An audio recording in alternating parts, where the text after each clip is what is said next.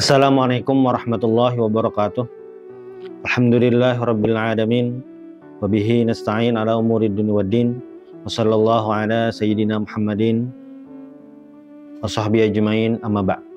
Para pemirsa Banjar TV di acara Mutiara Kehidupan, Rasulullah Shallallahu alaihi wasallam beliau memberikan pelajaran kepada kita, memberikan arahan kepada kita bagaimana agar hidup kita ini di dunia beruntung, di akhirat beruntung. Dan caranya adalah Rasulullah memberikan contoh-contoh sifat yang harus dimiliki seorang muslim agar bisa beruntung tadi. Salah satu sifat yang harus dimiliki seorang muslim itu adalah yaitu tawadhu. Kenapa tawadhu? Karena ketika seorang itu tawadhu, merendahkan diri kepada Allah Subhanahu wa taala, dia akan merasakan seorang hamba, benar-benar seorang hamba Allah Subhanahu wa taala. Man tawadhu'a rafa'ahullah.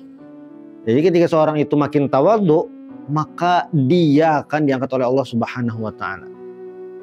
Nah, sifat tawadhu ini adalah sifat hati. Sifat hati. Artinya apa? Karena ini sifat hati, maka penilaian utamanya itu dari Allah Subhanahu wa taala. Walaupun secara tampilan ada hubungan dengan hati, tetapi pada intinya ini adalah rahasia Allah Subhanahu wa taala. Maka tawadhu ini sebuah ilmu, sebuah sikap yang hanya diketahui pribadi bersangkutan, tidak bisa diukur, diketahui oleh orang lain.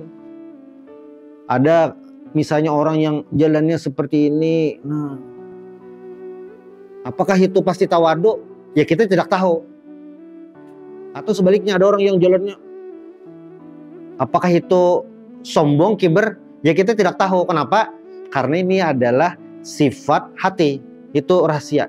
Walaupun ada indikasi-indikasi misalnya jalan yang seperti ini menunjukkan kesombongan, ini yang tidak seperti itu. Tapi yang jelas ini adalah sifat yang berhubungan dengan individu masing-masing. Artinya kita bisa menakar bagaimana sifat kita. Dan Allah Subhanahu wa taala madahallahu ala al-mutawadhi'in.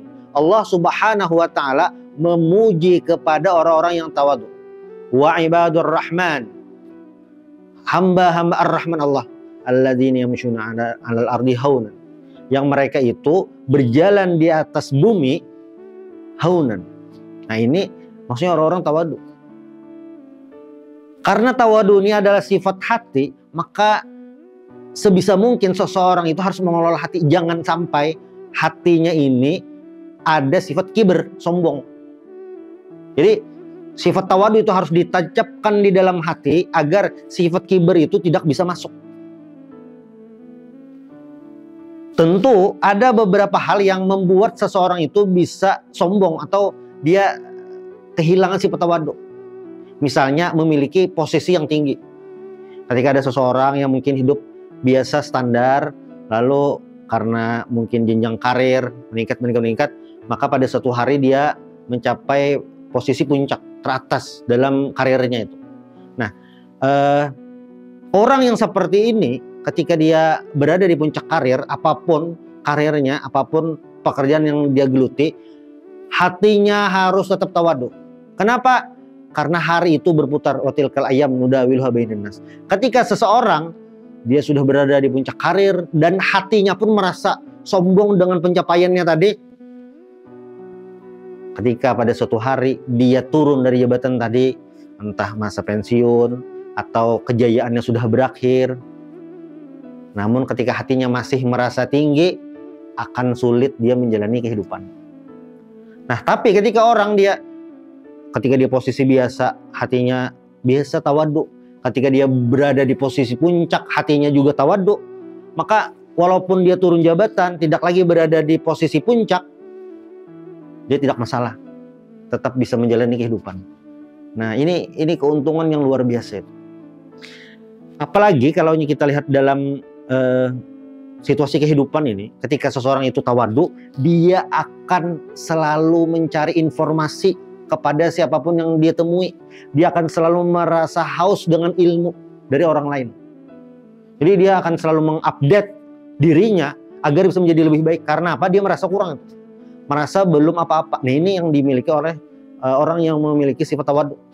Tapi ketika orang itu sudah kibar, sombong, sudah merasa tinggi, kalau ibarat gelas itu, gelas air minum, airnya sudah penuh, tidak bisa diisi air lagi. Tapi orang tawadu itu dia bisa tahu bagaimana saat mengosongkan gelas sehingga bisa diisi oleh air yang lain, cairan yang lain. Nah, ini sifat tawadu. Apalagi orang-orang tawadu ini tentu akan disukai banyak orang. Karena dia lebih friendly, humble, lebih enak diajak tanpa memandang status, jabatan, situasi, tidak itu. Maka akan disenangi itu. Dan orang tawadu ini dia akan selalu melihat sisi positif terhadap orang lain.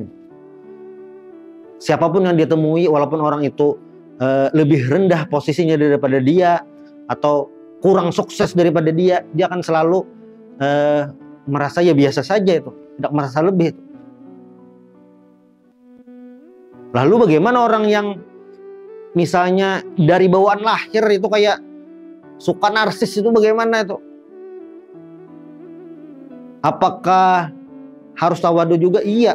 Jadi siapapun, dimanapun, kapanpun, kita harus berusaha menjadi orang tawadu. Tapi kalau misalnya anggap dia ada memiliki kecenderungan tampil narsis atau merasa itu seperti itu, bagaimana? Nah, maka jihad dia yang paling besar, perjuangannya paling besar untuk mengikuti instruksi Rasulullah SAW berarti adalah bersifat tawadu. Mungkin secara tampilan atau apa kondisi keluarga, privilege yang dimiliki itu akan menciptakan sifat-sifat al-kibar, kesombongan. Nah, maka ia tetap tawadu. Tapi sulit. Nah, itulah nilai perjuangan. Nilai perjuangan masing-masing individu. Nah, mungkin yang ini perjuangannya dia harus bisa mengontrol sifat kibernya. Yang ini harus mengontrol sifat marahnya. Yang ini mengontrol sifat bakhilnya. Seperti kita itu ada perjuangan. Nah, oleh karena itulah Rasulullah SAW ketika didatangi sahabat nih, orang bertanya, ayul a'mal afdal, amal ibadah apa, perbuatan apa yang paling afdal? Nah, jawaban Nabi itu kadang di setiap orang itu beda-beda. Ada yang la taghdab, jangan marah. Ada yang birrul walidain, ada al-jihad fi sabilillah, itu beda-beda itu situasi dan kondisi. Nah, berarti orang yang secara lahiriah atau secara dia berasal itu, dia memiliki atau kecenderungan memiliki sifat kibar tadi, maka perjuangannya untuk menghilangkan tadi, perjuangan untuk mengontrol sifat tadi, itu tentu memiliki pahala yang lebih besar. Nah, para pemirsa Banjar TV dimanapun berada, karena ini sekali lagi karena ini memang sifat hati yang harus dihindari, sifat hati yang harus dihilangkan, sifat hati yang jangan sampai berada di hati kita. Tentu ini tidak bisa instan kita hilangkan. Kadang ada situasi, kondisi yang membuat kita tidak sadar, lupa. Ini ternyata sifat kiber ini. Kita lupa memegang yang namanya sifat tawadu tadi. Nah, bagaimana itu? Harus riyadhah. Apa itu riyadhah? Harus latihan.